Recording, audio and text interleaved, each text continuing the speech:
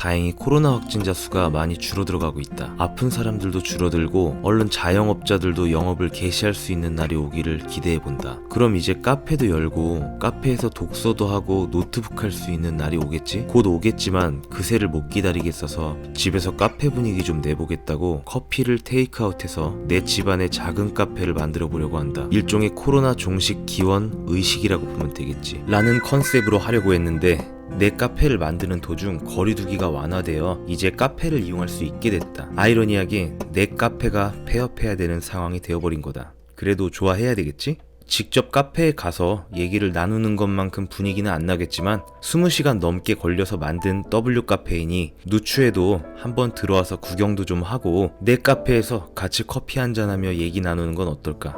내 입속에 마모된 치아가 많은 분들, 깨져나간 치아가 유독 많은 분들, 아마 오늘 이야기 들으면 이런 치아의 수명을 조금이라도 늘리는 팁을 얻게 될 것이다. 치아의 수명을 늘리는 것은 사실 마법 같고 비현실적인 얘기가 아니라고 생각한다. 왜냐하면 치아도 소모제이고 오래 쓰려면 덜 소모하면 된다는 거니까.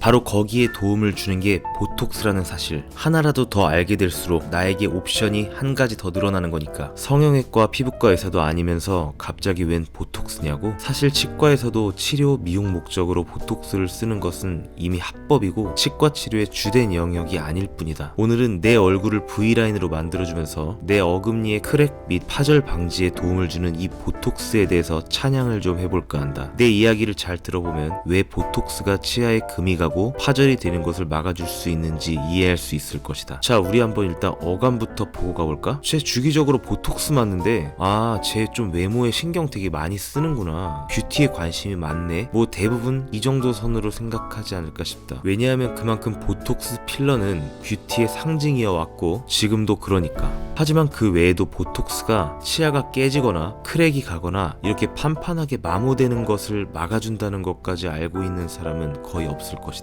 이걸 알고 있었다면 당신은 치과 의사일 확률이 크겠지. 혹시 모르시는 분들을 위해서 간단히 얘기하고 넘어가 보자면 보톡스 필러는 톰과 제리처럼 항상 붙어 다니는 말인데 둘은 반대 개념이라고 보면 된다. 필러, 채운다는 말이니까 나이가 들어서 꺼진 부분의 볼륨을 채워주는 것이고 보톡스는 빼는 것이겠지. 근육이 과한 부분을 비활성화시켜서 자연적으로 볼륨이 줄어들게 만들어주는 것이다. 그러니 이제부터 야, 너 필러 맞았냐? 얼굴이 왜 이렇게 홀쭉해졌어? 라던가 야, 너 보톡스 맞았냐? 왜 이렇게 얼굴이 빵빵해졌어? 라는 말은 하지 말도록 하자. 지금 당장 턱에 손을 갖다 대보고 어금니가 닿게 꽉 씹어보자. 그때 턱 쪽에 씹는 근육이 꿈틀대는 정도가 아닌 쑥 올라오는 정도로 근육이 나오는 사람이라면 오늘 내 말을 들어주는 것이 분명히 도움이 될 것이다. 진료실에 있다 보면 단단한 것을 씹거나 외상을 입은 것이 아님에도 불구하고 치아 목 부분이 깊게 파여서 오는 분들을 심심치 않게 본다. 근데 꼭 재미있는 건 이런 분들은 한 개의 치아에만 그런 증상을 보이는 게 아니라는 점이다. 이런 증상은 앞니보다 어금니에서 특히 호발하는 경향이 있는데 어금니 하나가 아니라 여러 개, 그것도 양쪽에 있는 어금니에 대칭적으로 나타나는 경우들이 꽤 많다는 것이다. 근데 또 웃긴 건 이런 분들에게 꼭 두 가지 공통점이 있다는 것이지. 첫째로 그냥 딱 봐도 나는 씹는 힘이 매우 셉니다 하고 얼굴형이 섹시한 사각형을 지녔던가 어금니를 꽉 물었을 때 턱 부분에 씹는 근육이 쑥 하고 올라올 정도로 발달돼 있던가. 둘째로 어금니를 물은 상태에서 턱을 이동시키는 내내 어금니가 닿아 있던가. 오케이,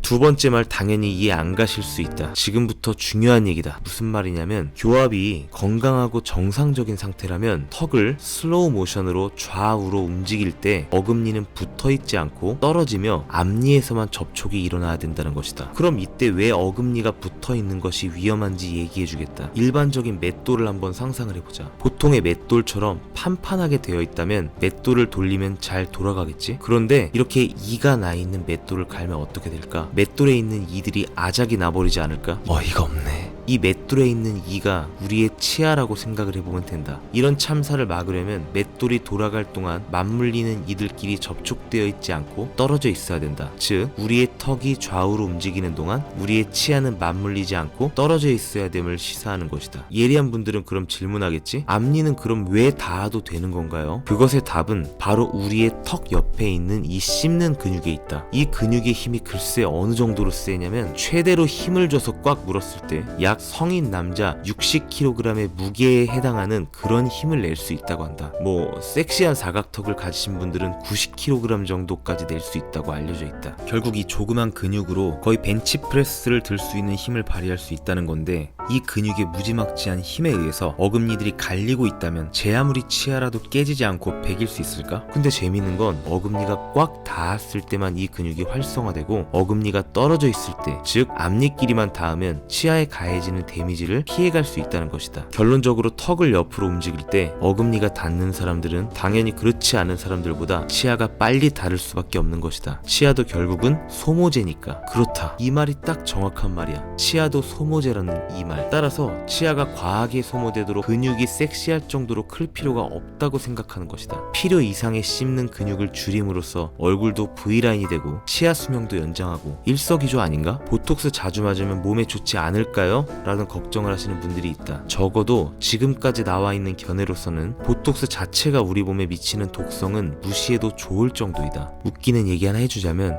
보톡스가 유의미한 독성을 지니려면 3000유닛 이상을 맞아야 되는데, 설사 물을 3000유닛 주입한다 해도 그 정도로 넣으면 위험할 정도이니 안심해도 되지 않을까? 보톡스 내성을 우려하는 분들도 있다. 4에서 6개월마다 한 번씩 맞아주면 크게 우려하지 않아도 된다. 이런 근거로 나는 주기적으로 보톡스를 맞고 있다. 턱 말고도 이마나 미간, 눈가 등 주름이 생기기 쉬운 부분도 주기적으로 맞아주고 있다. 아까 말했듯이 보톡스는 근육을 비활성화시켜서 그 과정에서 근육의 볼륨이 줄어들게 되는 것이기 때문에 우리가 인상을 쓸 때 주름이 생기는 것도 막아줄 수 있는 것이다. 주름이 있는 것이 더 자연스럽고 좋지 않냐 라고 말하는 사람도 있는데, 굳이 50대, 60대에 생길 주름을 30, 40대에 조기 획득할 필요는 없다고 생각한다. 부디 오해하지 말기 바란다. 보톡스를 치료제처럼 쓰며 남발하는 것은 바람직하지 못하지만 원하는 목적지에 정확히 투여된다는 전제 하에 독성 및 부작용이 미미하고 이득이 되는 것이 크기 때문에 내가 찬양한다는 것이다. 자신의 몸에 들어가는 모든 선택은 부디 자신이 하기 바란다.